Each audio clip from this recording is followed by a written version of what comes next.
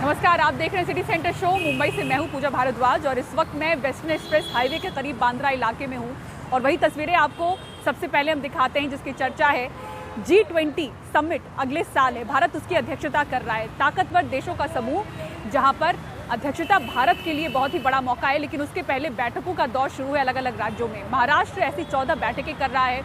महाराष्ट्र की बैठकों की शुरुआत मुंबई से हो चुकी है, 16 दिसंबर तक चलेगी।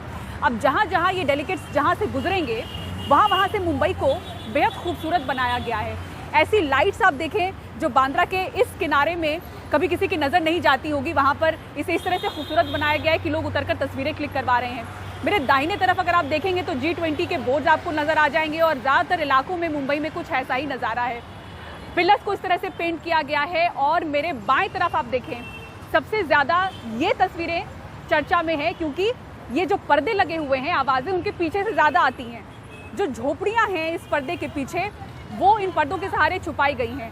हरे और सफ़ेद रंग के पर्दे अधिकांश जगहों पर मुंबई में आपको नज़र आ जाएंगे, क्योंकि 60% इलाका आपको हम मुंबई का बताएं वो स्लम का इलाका है, झोपड़ियों का इलाका है, जिसे सड़क किनारे जो बसे हुए ऐसे स्लम है, झोपड़ियाँ हैं, उन्हें छुपाया गया है पर्दों के ज़रिए। और इसके पीछे रहने वाले लोग, इन स्लम्स में रहने वाले लोग सवाल पूछ रहे हैं कि जब नेता उनके पास आते हैं तो वादा करते हैं कि गरीबी हटाएंगे, लेकिन अब तो गरीबी छुपाने की कोशिश हो रही है। आखिर मुंबई के सौंदर्यीकरण में हम पर्दे के पीछे क्यों बसे हुए हैं, ये सवाल उठाते हुए नजर आए। दिखाते हैं आपको मुंबई से ग्राउंड रिपोर्ट। इन पर्दों के पीछे क्या मुंबई की सच्चाई छिपाने की कोशिश हुई है? शहर में G20 बैठक चल रही है, 16 दिसंबर तक चलेगी। ऐसे में मुंबई के सौंदर्यीकरण की मुहिम चली है। माहिम, वर्ली, बांद्रा से लेकर बोरीवली तक जहां जहां नजर उठाकर देखें तो मुंबई इन्हीं सफेद और हरे पर्दों या फिर G20 बोर्ड से ढकी हुई नजर आती है। इस मुहिम में झोपड़ियों को भी पर्दों से ढक दिया गया है। शहर की आधी आबादी इन्हीं झुग्गियों में बसती है। यहाँ रहने वाले लोग कहते हैं इतनी सफाई कभी नहीं हुई। सवाल पूछ रहे हैं कि क्या शहर आए खास मेहमानों को सरकार गंदगी के साथ साथ गरीबी भी नहीं दिखाना चाहती? मतलब गरीब लोग को देखने का नहीं, वो विदेशी लोग आ रहे हैं तो उसके लिए सफाई होना जरूरी है। हाईवे चमका देने का, हाईवे को दिखाने का और बाकी गली मोहल्ला बेचारे जो रोजगार नहीं, बेचारे बच्चे औरतें जितनी भी लॉकडाउन से जो घर में परेशान है वो चलेगा। तो आपको लग रहा है कि मोदी जी सब गांव वाले के लिए करता, बॉम्बे वाले के लिए कुछ नहीं करता। तो आपको लग रहा है कि ये झोपड़पट्टियां ना दिखे, गरीब ना दिखे, वो छुपाने के लिए हाँ, शायद उसके लिए कर रहे होंगे, वैसा ही लग रहा होगा ना। अभी तो कारण उसका वही दिख रहा है। लगा नहीं हम लोग, मेरी शादी को 32 साल हो जाएगा, ये तो ऐसा कभी देखे ही नहीं, ऐसा तो लगा ही नहीं। यहीं पैदा हुए, यहीं बड़े हुए, यहीं बुढ़ापा आ गया। हम तो शादी होके इधर आए, 24 साल हो गए शादी होके, तो हम इधर आए शादी होके। कभी इतनी सफाई नहीं देखी, सफाई कभी नहीं देखी। चुनाव के दौरान भी नहीं होती? नहीं, खाली आते हैं चुनाव लेने के लिए, बस हो गया। हाथ पैर जोड़ते हैं, गली गटर नहीं बनाते। हमारी गली गटर तुम देखेंगे तो बोलेंगे कैसा रहते। यहाँ जो पर्दे लगाए हैं आप लोगों को इसके बारे में क्या जानकारी दी गई, क्यों लगाए गए हैं? पहले तो मालूम नहीं पड़ा कि पर्दे क्यों लगाए जा रहे हैं। पहले तो साफ सफाई हो रही थी यहाँ पे। अच्छा। हाँ, पहले साफ सफाई हुई, फिर पूरे पर्दे के सामान सब लेके आके रखे। अच्छा। कुछ आइडिया नहीं था। ये दूसरे दिन जब सुबह में हम लोग देखे ना तो पर्दे लग चुके थे। आप लोगों ने पूछा था कि क्यों सफाई कर रहे हैं? बोली मैं तो बोले कोई ये अधिकारी कुछ आ रहे रोड देखने के लिए, उसके बारे में सफाई हो रही है। यहाँ तक कि बोरीवली तक है और इससे अंदर के लिए नहीं है। क्या बोल कर गए, क्यों लगा कर जा रहे हैं? अब ये नहीं मालूम, बोलो भी उससे भी तो कहते भाई हमको नहीं मालूम। आप कितने सालों से हैं आंटी यहाँ पे? मेरे को तो कम से कम 50 साल हो गए। 50 साल से हैं आप, तो इतनी साफ सफाई ऐसे हुई है यहाँ पे? कभी नहीं। इसी बीच बीएमसी के 94 पूर्व नगर सेवकों ने मुंबई महानगर पालिका के कामकाज पर कई गंभीर आरोप लगाते हुए मुख्यमंत्री को एक शिकायत पत्र भेजा है। खत में कई शिकायतों में से एक शिकायत G20 बैठक के लिए मुंबई के सौंदर्यीकरण के काम को लेकर भी है। कि G20 का स्वागत है, ब्यूटिफिकेशन का स्वागत है, लेकिन आप जिस तरीके से पैसे खर्च किए गए उसका ट्रांसपेरेंसी नहीं है, पता नहीं है कि किस तरीके से किया गया। में 60% स्लम्स है, लोग स्लम्स में झुग्गी झोपड़ीपट्टी में रहते हैं, तो आप छुपाने की बात करते हैं। और महत्वपूर्ण बात है कि ब्यूटिफिकेशन आप सिर्फ उस जगह पर कर रहे हैं जहाँ पर डेलीगेट्स जाने वाले। पूरा मुंबई का उसी तरीके का जो आप आज काम किया है पूरा मुंबई का कीजिए ना। तो बीएमसी के कर्मचारी लगातार सड़कों पर तैनात हैं साफ सफाई के लिए। वैसे ये कोई नई तस्वीर नहीं है, इस तरह से साफ सफाई की तस्वीरें यहाँ पर दिख जाती हैं, लेकिन जो आधी से ज़्यादा आबादी झुग्गियों में बसती है वो ज़रूर सवाल पूछ रही है कि अचानक उनके घरों के बाहर हो रही सफाई हर रोज़ क्यों नहीं होती, और क्या मुंबई के सौंदर्यीकरण के नाम पे उनकी जगह इस पर्दे के पीछे है। कैमरा पर्सन अल्ताफ और धनिश के साथ मुंबई से मैं पूजा भारद्वाज, एनडीटीवी इंडिया के लिए। और अब आइए बात करते हैं दिल्ली की, जहां 17 साल की एक लड़की पर एसिड अटैक हुआ है। जब वो अपनी छोटी बहन के साथ स्कूल जा रही थी तब बाइक सवार 2 लोगों ने उसके ऊपर तेजाब फेंका। 3 लोगों को इस मामले में हिरासत में लिया गया है। वहीं 12वीं में पढ़ने वाली जो छात्रा है पीड़िता, उनका इलाज सफदरजंग अस्पताल में चल रहा है। देखिए रिपोर्ट। बुधवार सुबह करीब 7:30 बजे 17 साल की ये छात्रा अपनी 13 साल की बहन के साथ स्कूल के लिए निकली थी। घर के पास ही थी जब दिल्ली के मोहन गार्डन इलाके में बाइक पर सवार आए 2 लड़कों ने उस पर तेजाब फेंक दिया। बदहवास बहन ने घर वालों को बताया।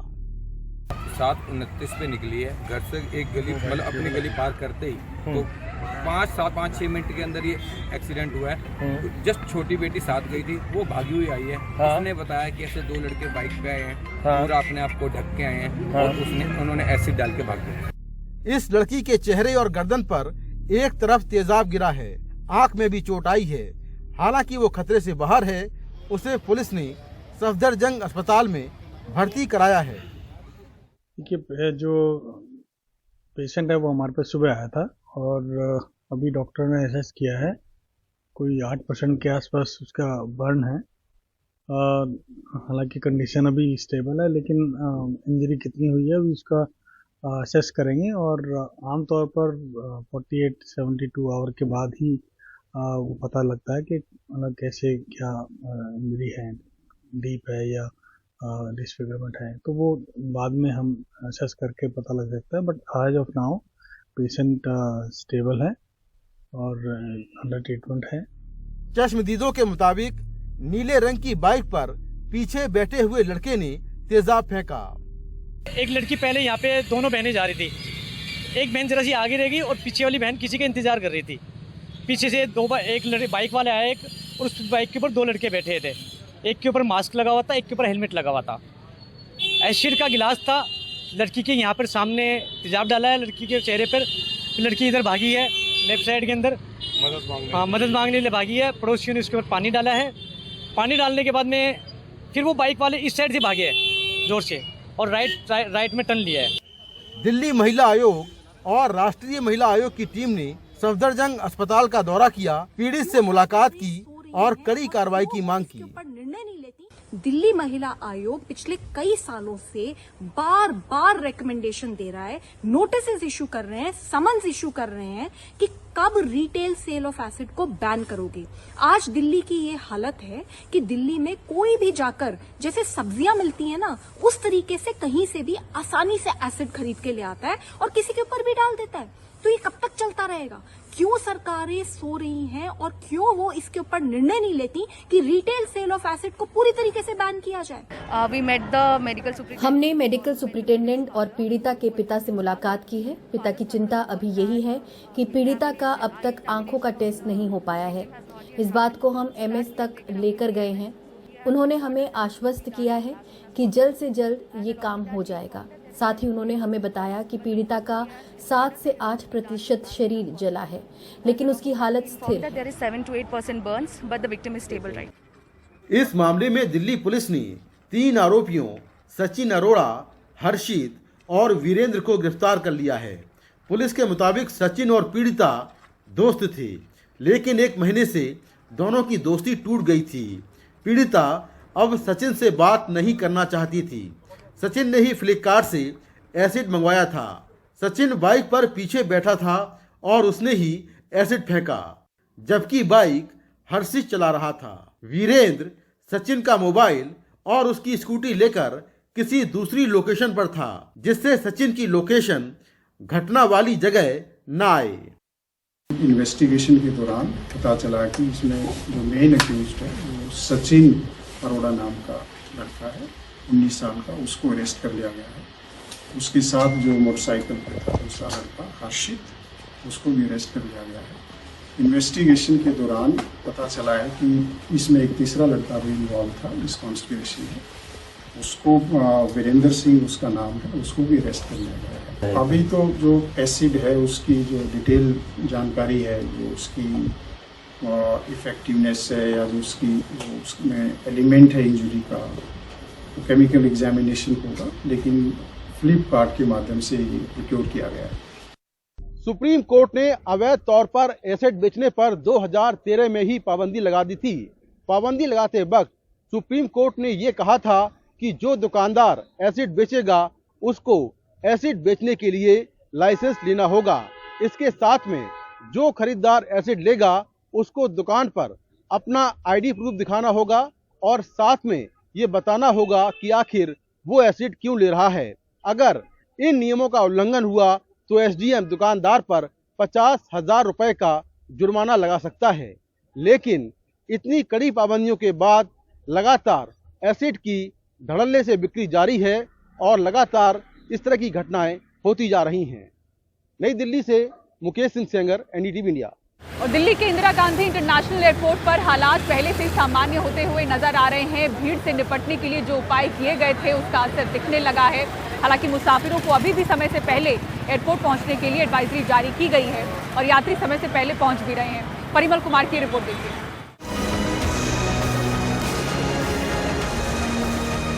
जो फ्लाइट लेने आप आमतौर पे आती थी, उससे आज पहले आना पड़ा? पहले तो आना पड़ा, बट ये है कि रश बहुत ज्यादा हो गया आजकल एयरपोर्ट के ऊपर। रश तो काफी हो गया है, पहले तो इतना रश नहीं रहता था।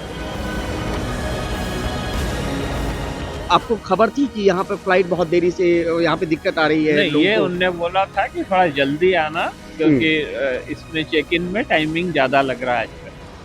हवाई अड्डे पर भीड़ का इल्म था तो जल्दी आ गए।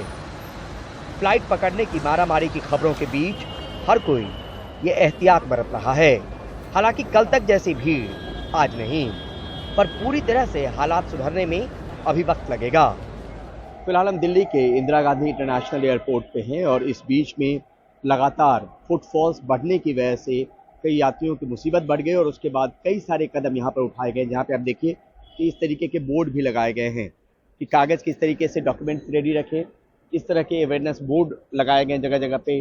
ट्रैफिक मार्शल की नियुक्ति की गई है, साथ में जो क्राउड मैनेजर्स हैं उनकी भी तैनाती की गई ताकि अगर भीड़ भाड़ हो तो वो किसी तरीके से मैनेज कर पाए। इतना ही नहीं, एंट्री गेट 16 से बढ़ाकर 18 किए गए हैं। हर एंट्री गेट पर डिजिटल डिस्प्ले बोर्ड लगाया गया है जिसमें क्यू का वेटिंग टाइम डिस्प्ले किया जा रहा है। ऑटोमेटिक ट्रे रिट्रीवल सिस्टम की तादाद 13 से बढ़ाकर 16 की गई है। इस पर भी विचार हो रहा है कि T3 से उड़ानों का बोझ कम करके कुछ को T1 और T2 से ऑपरेट किया जाए। 1 से 13 दिसंबर के बीच हर दिन करीब 4 से लेकर 4.25 लाख लोग घरेलू उड़ान के लिए दिल्ली एयरपोर्ट पहुंचे। कितने बजे की फ्लाइट है? 1:30 बजे की फ्लाइट है। और कितने बजे पहुंच गए यहाँ पे? अभी आधा घंटा पहले पहुंच गया था। मतलब तभी 9 बजे पहुंच जाएंगे। 1:30 बजे की फ्लाइट के लिए 9 बजे पहुंच गए। जी। हमारा 1:50 की फ्लाइट है काठमांडू के लिए। हम लोग एवरेस्ट बेस कैंप की तरफ जा रहे हैं। तो उसके कितने बजे पहुंचे? 1:30 बजे 2 बजे की फ्लाइट के लिए? अभी हम 9:15 बजे के करीब पहुंचे यहाँ पे। 2 बजे की फ्लाइट के लिए? हाँ जी। तैयारी बेशक की गई है, मगर मुसाफिर अब भी कुछ वक्त लेकर ही निकले। नई दिल्ली से परिमल कुमार, एनडीटीवी इंडिया। श्रद्धा वालकर हत्याकांड के बाद इसे लव जिहाद का एंगल देने की काफी कोशिश हुई और इस बीच महाराष्ट्र में महिला बाल विकास मंत्री ने अंतरजातीय या फिर अंतरधर्मीय प्रेम विवाह में पड़ने वाली अड़चनों को समझने या फिर मदद के लिए 13 सदस्यों की एक समिति बनाई है जो कि जरूरत पड़ने पर या तो परिवारों की कानूनी मदद करेगी या फिर उनका मार्गदर्शन करेगी। अब बीजेपी लव जिहाद को रोकने के लिए इसे पहल के तौर पर बता रही है तो विपक्ष ने सवाल पूछने शुरू कर दिए हैं। सुनील सिंह की रिपोर्ट देखिए। श्रद्धा वालकर जैसा कोई मामला दोबारा न हो, इसी के मद्देनजर महाराष्ट्र सरकार ने अंतरजातीय और अंतरधर्मी विवाह समन्वय समिति बनाई है। बीजेपी ने इसे लव जिहाद रोकने के लिए सरकार की पहल बताते हुए स्वागत किया है। एक ऐसी पहल है कि समूचे महाराष्ट्र में आने वाले भविष्य में कोई भी लव जिहाद का मामला न हो। हर घर में अपनी बेटी की रक्षा पूर्णतः। समाजवादी पार्टी ने इसे समाज को हिंदू मुस्लिम के बीच बांटने की बीजेपी की साजिश करार दिया है और ये भी दावा किया है कि इसका इस्तेमाल सिर्फ मुसलमानों के खिलाफ ही होगा। ये समिति रोकने के लिए ही है, मुसलमान लड़का हिंदू लड़के से शादी ना करने पाए, ये समिति इसीलिए है और कुछ नहीं। वहीं एनसीपी ने वर्ण व्यवस्था को फिर से मजबूत करने का आरोप लगाया है। हा पुरोगामी महाराष्ट्राला प्रगतिशील महाराष्ट्र को वापस पीछे ले जाने के लिए बाबा साहेब अम्बेडकर की जलाई हुई मनुस्मृति को पिछले दरवाजे से ये सरकार वापस ला रही है। मैं पहले से कह रहा हूं कि ये सरकार वर्ण और वर्ग व्यवस्था मजबूत करने के लिए काम कर रही है। व्यवस्था मजबूत करण्यासाठी म्हणून काम करते हैं। हालांकि महिला बाल विकास मंत्री मंगल प्रभात लोढ़ा ने सफाई दी है कि अंतरधर्मीय शादी होने के बाद कई बार परिवार से संपर्क टूट जाता है। इस तरह के मामलों में जब युवक और युवतियों का संपर्क अपने परिवार से कट जाता है, तब जरूरत पड़ने पर उनकी मदद करना ही इस समिति का एकमात्र उद्देश्य है। इसके लिए एक हेल्पलाइन बनाने का दावा भी उन्होंने किया। इसके बारे में कि ऐसी अंतरधर्मी विवाह के बाद में जो मूल फैमिली से कम्युनिकेशन कट ऑफ हो जाता है, उसके बाद में जब उस बच्चे को जिसके साथ या बच्ची के साथ वो गए, उनको पता पड़ता है कि इसका हमारे अलावा कोई नहीं है, उस समय जो श्रद्धा वालकर जैसी घटना होती है वो नहीं हो, बहुत स्पष्ट सोच के साथ में समिति बनाई गई है। और मुझे लगता है कि हम सब भी परिवारों में रहते हैं, समाज में रहते हैं, हमको भी इसके बारे में, हमको सब ऐसी घटनाओं के बारे में पता है। और श्रद्धा वालकर की घटना और कहीं नहीं हुई, महाराष्ट्र के अंदर ही हुई है, तो उस घटना के बारे में पॉजिटिवली सबको सोचना चाहिए, समिति का समर्थन करना चाहिए। धन्यवाद। 13 सदस्यीय इस समिति में महिला बाल विकास मंत्री, कुछ विभागीय अधिकारी, सामाजिक कार्यकर्ता और वकील भी हैं। इन्हीं में एक वकील हैं योगेश देशपांडे। योगेश देशपांडे नांदेड़ बम धमाके के आरोपी भी हैं। इस संबंध में पूछने पर मंत्री जी ने तो कोई भी जानकारी होने से इनकार किया, लेकिन खुद वकील योगेश देशपांडे ने अपनी सफाई में कहा कि बम धमाके का मुकदमा अभी लंबित है और वो अभी तक दोषी साबित नहीं हुए हैं। योगेश देशपांडे ने यह भी कहा कि देश में ऐसे कई नेता और मंत्री हैं जिन पर कई मुकदमे हैं और कई मामलों में वो आरोपी हैं। योगेश देशपांडे ने यह भी दावा किया कि वो महिलाओं के अधिकार के लिए कानूनी लड़ाई लड़ते रहते हैं, इसीलिए उनका नाम इस समिति में शामिल किया गया है। इसमें कुछ भी गलत नहीं। मुंबई से कैमरामैन अशोक मार्डी के साथ सुनील सिंह, NTV इंडिया।